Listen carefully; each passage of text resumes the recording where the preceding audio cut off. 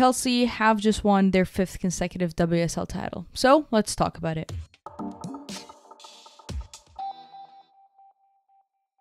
Well, the WSL season has just concluded, and what a season this has been. The title went down to the final day between Manchester City and Chelsea. Named the Theatre of Dreams, Old Trafford certainly did not present any dreams for the home side, but in fact was a place where Chelsea were crowned as the WSL champions after they trashed United 6-0. City, on the other end of things, were at Aston Villa. They also won their game 2-1, but the goal difference deficit was just not enough, and they fall behind as the runner-ups of the season. This title race and this season overall has been really, really fun to see. There's been some surprises, there's been some underwhelming performances, some teams kind of in a building project, other teams hit massively with injuries. We kind of got it all this season. Today, I'll be focusing on the 2 teams, however, that were in that title race on that final day, which, like I mentioned, are Chelsea and City. Every single year is almost coined as the closest and, tightest season ever today, because really this is how it's been.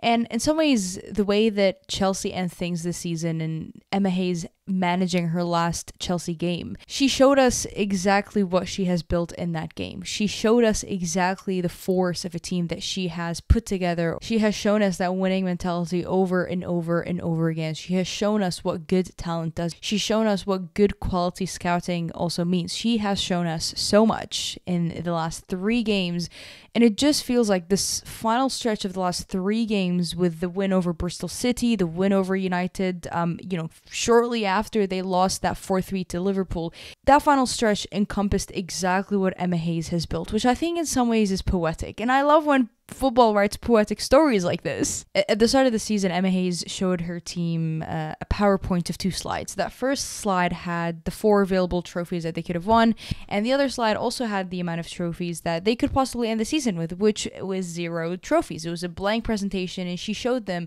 this is what's available and this is what we could end up with. And so they lost the FA Cup final to Arsenal. They then got knocked out of the Conti Cup by United in the semi-final. They then exited the Champions League in the semi-final with their aggregate tie against Barcelona, favoring Barcelona. They obviously won that first leg in Spain, but lost that return leg at Stamford Bridge. And in some ways, it looked like the pressure was really, really piling up. That congested schedule, the number of injuries, which we will get to talk about in a moment. There was a huge narrative of is emmahayes going to leave Chelsea this season trophyless? Going from a quadruple to absolutely nothing. How is she going to react to that? And then that question was kind of answered in that Liverpool game, where she counted herself out and said, well, maybe this is not the season, which was such a weird comment to make when mathematically you're still in the race, and the weekend that followed that Liverpool defeat was the perfect weekend for a bit of a comeback. City had Arsenal lined up, and they had Bristol City, which was their relegated team, also lined up. So they can make up their goal difference against a team like Bristol City. And City also have a really good chance of dropping points, either that be a draw or Arsenal. And so that was kind of the perfect weekend. And so when emmahayes was saying that maybe this is not the season, we got to see a little bit more of that pressure, maybe get to her a little bit. Following that Bristol City weekend, she said that we've been given a second chance and we're absolutely not going to mess that up. Maybe a few expletives here and there, but they were given a second chance. And when emmahayes is given a second chance and her team is a few wins away from a title and her team needs a goal fest, it's a very, very, very scary Chelsea side. It was a terrifying side that we saw at Old Trafford. Now, United were absolutely trash. I don't know what other word to say other than the fact that United that was probably their worst performance of the season. And listen, I understand it's the last game of the season. Practically, they were playing for nothing there. But at home, at Old Trafford, to lose 6-0 is just simply unacceptable, especially for a club who's been talking about wanting to compete in the top 3, wanting to win this, and this. You can't get trashed 6-0 at home at Old Trafford in the last game of the season. You just simply can't. But we'll talk about United on a separate day. Every single player on that Chelsea squad, they had their eyes on the prize, and they were not going to mess this chance up. They knew they needed to score. They knew they needed to put on a goal fest, like I mentioned. And they knew, regardless of what City were doing, City could have been winning 10-0, but they couldn't care about that. They were focused on scoring as many goals, keeping a clean sheet, and doing what they could do in their own hands to win a title. And speaking of that game against United, Mayra Ramirez is a striker who has been such a joy to watch since her time in Spain. Now, obviously, she just made the move in January. And over the season, both in Spain and now in England, has not had the consistent run of games that I think she has hoped for. It's been minor injuries, bits and niggles here and there, but for her, it just does not matter. If she's been out for the last 3 weeks nursing an injury, if she's missed games because of injuries, if she's walked off games with injuries, she is going to come back, and she is just... what a player that she is. Her ball hold up is just second to none. The way she exploits spaces and the way she drives that ball up to the flank is just so good. And I mean, you see defenders just struggling to keep up with her. Defenders also don't know what she's going to do with the ball next. And in some ways, it feels like she's deceptively fast, where her movement is in some ways just unpredictable. Players just do not know where she's going to go. She can hit one hell of a strike, and she is just so good. Now, it's not like we've gotten to see her across 30 games. We've seen her in a handful of games, and when she's been asked to step up, she's absolutely stepped up. And that game against United on the final day was exactly why Chelsea paid as much as they did to bring her in the January window. She was coined to be as a Sam Kerr replacement because Sam Kerr is out with an ACL injury, but also Chelsea did not prepare for the fact that Mia Fischel was also going to get injured a few weeks later with her own ACL. And so this was exceptionally smart from Chelsea's end, because Ramirez is not just a number 9. She's not just a flank winger type of player. She is really a complete forward that can do anything you ask her to do on that top line. And so that was really smart from Chelsea, knowing that they can just bring a player like Sam Kerr, who is the perfect striker. She had to be more than that. And Mayra Ramirez is more than just a number 9. She's more than just a striker in front of goal. She gives you assists and she scores. No wonder she got 2 goals and 2 assists of her own against United. And so kudos, you've got to give her a massive kudos. It doesn't even look like she needed a time to adapt, with her time in England. She came into that league and she was super fast, super quick. And really, you look at that Chelsea squad, they've had to work back from a lot of injuries. Millie Bright, they missed her the majority of the season. She's their captain. She is their absolute rock solid defender in the back. But then you also have to shout out how their other players stepped up in terms of Jess Carter, who just continues to get better and better.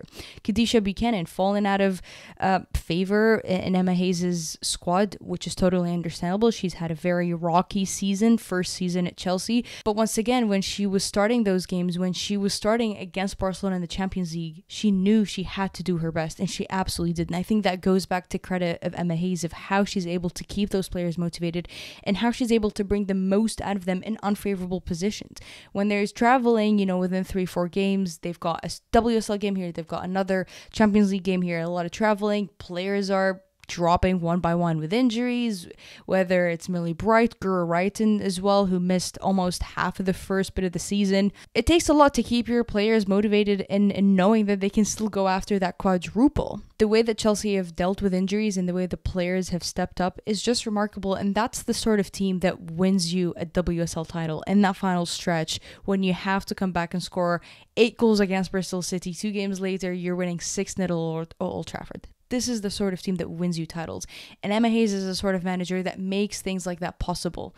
It's not any squad that can do that, and it's not any manager that can do that. It takes a very special person. And I think, again, this is why the last few games just really encompasses what emmahayes has built. A team that is just, they're not easy to take down, they're not easy to beat, they're not easy to mentally defeat. They're going to keep coming, they're going to keep scoring, and they're going to keep believing, despite maybe a few comments after that Liverpool game. And emmahayes even herself said it in post-game that this was probably the sweetest title that she's won because of how tough it was, because of how many injuries that she had to deal with, and because of the big narrative around emmahayes' last season. We might think that it probably doesn't get to her because she's emmahayes, but it's not easy to have doubters and naysayers completely be like, well, hey, you were going after a quadruple, now you may finish the season with no titles. emmahayes thrives off comments like that, and we all know it. There's a big chunk of those players that are winning their first WSL title. Ashley Lawrence, very thrilled to see her get her first title in England. Aggie Beaver-Jones, Kat Macario. I mean, we can sit and talk about Kat Macario for probably a good episode and a half here because she is just that good, and I'm terrified of what opponents have to do now next season when she comes back fully fit.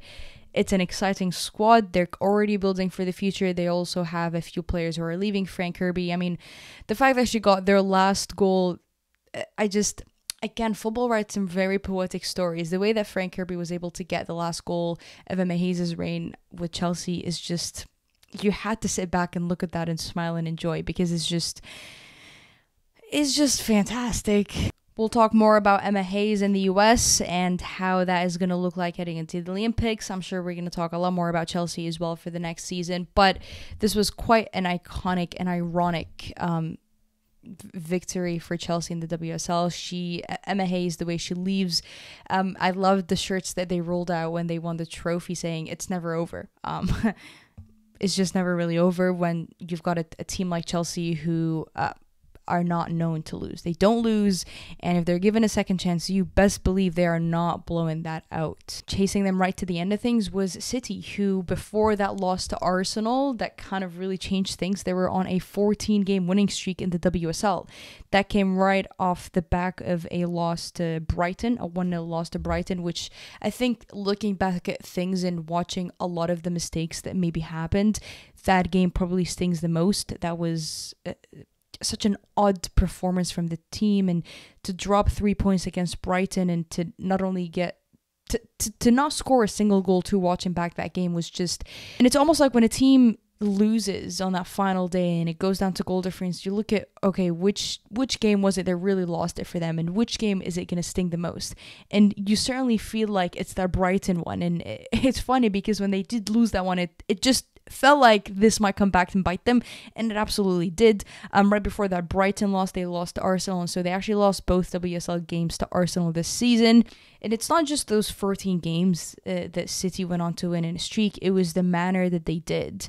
There are some games that they didn't start off so well. That Bristol City most recent win, that first half, it was 0-0. They were playing absolutely horrific, and it was like, is this going to be another repeat of Brighton? Then we obviously know what happened in the second half, and then it was later surfaced that it was Steph Houghton that really gave him a good speech at halftime. But what we got to see from City, I think, is a lot of improvements, and I think maybe not spoken enough about is that backline improvement. And I specifically want to really give a big shout out to Alana Kennedy, who was in and out of the squad last season, injuries here and there, just not being fit enough, just not being able to make that starting 11 even when she was being fit. And we got to see a kind of a revolutionized backline of City. Alex Greenwood, who continuously feels like one of the most underrated, spoken about defenders in this league. The way that she's almost been revolutionized to play either as a left center back or a left back under Gareth Taylor is again quite exceptional. She leads with such leadership in the back line. She leads with such courage.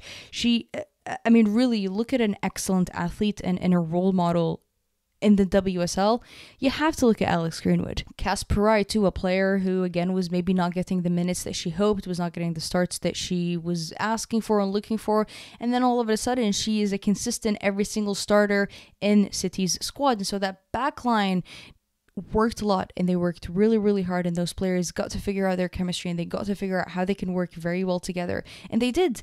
And again, I think we need to give them a lot of praise. They conceded the least amount of goals, of 15 goals this season. Kiara Keating, I mean, stepping up at 19 years of age, the pressure was on. There are some games that she absolutely did not do what she was expected to do. There was some foolish decisions that were taking. Again, you look back at that Arsenal game, for example, that first one.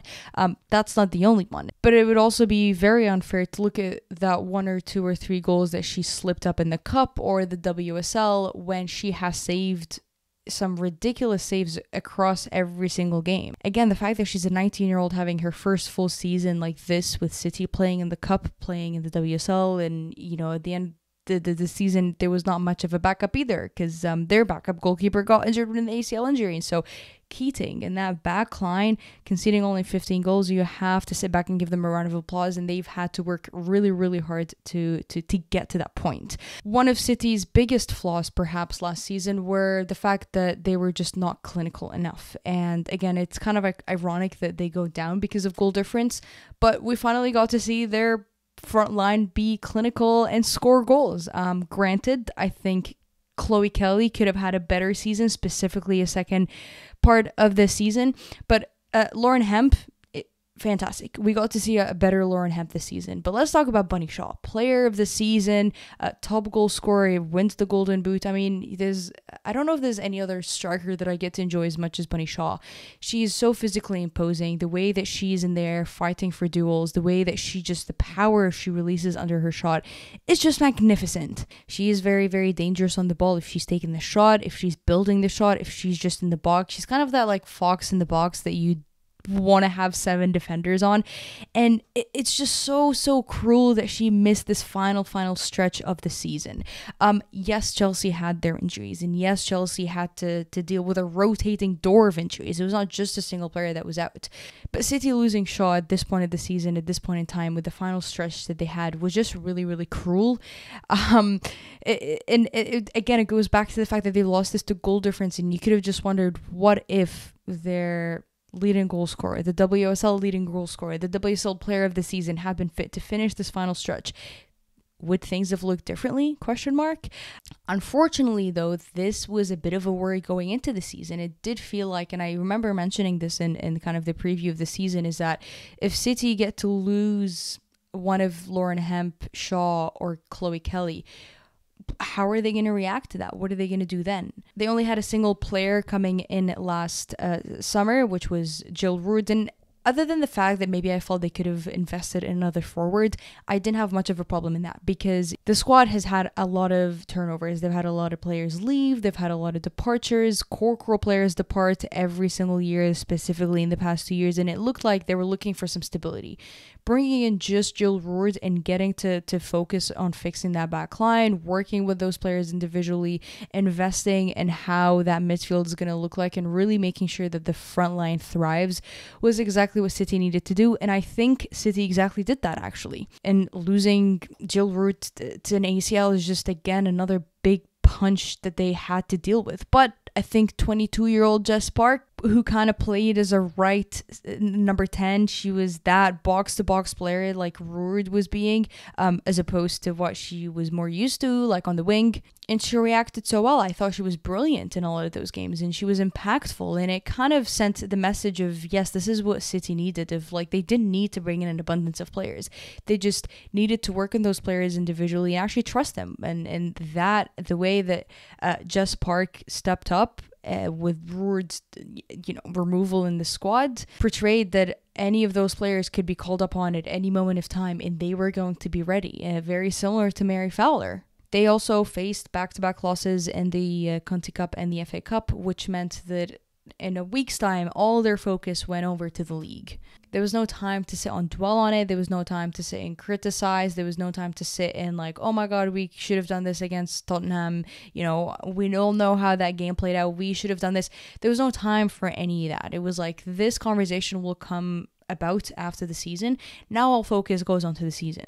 So they fought every single game. They've improved in a lot of areas, and we got to see a side of City that maybe we hadn't been exposed to in the past, which is how together this team really is. Nils Nielsen, who you might be familiar with, he was the former Switzerland manager, but he joined the club in May of 2023, as the club's first director of women's football. They also moved around their academy director of Charlotte O'Neill. She moved across to become the managing director of the women's side in December also of last year, so really just a few months ago. And you see there's a calm kind of aura of the City squad.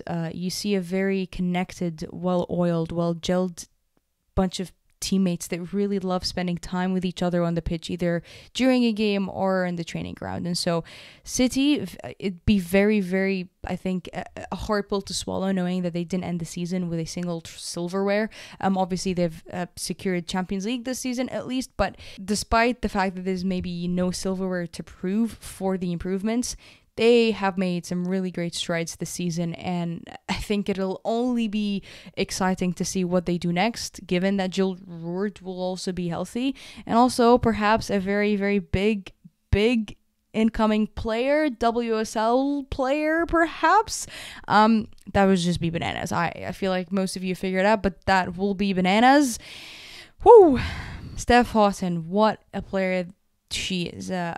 it always feels bittersweet, the fact that she didn't get the farewell she deserved in many people's eyes, and certainly in my eyes in the England squad, and the way that she's had to go on about her retirement from international football to now to club football. But she's a player, and the way she's a leader that just is different gravy, really. Her voice to push those youngsters, her voice to lead the team, her voice in the locker room at halftime, her voice to be there at the training camp. She is just such a leader. She's so crucial. She has been just, what a player, what a person, what a leader, what a defender, what an outspoken player. I think the game will really miss Steph Houghton. I certainly will, because you think Houghton, you think only positive things really about that player. Let me know your thoughts on this WSL season. Chelsea, City, how did you see that run? I'm sure we'll also get to talk about United and Arsenal very, very soon. Liverpool, what a season they've had. But let me know your thoughts down below. I'd love to read them. As always, to stay updated and to continue enjoying the beautiful game, make sure you subscribe to me here on YouTube and follow me on Twitter. And I will see you later.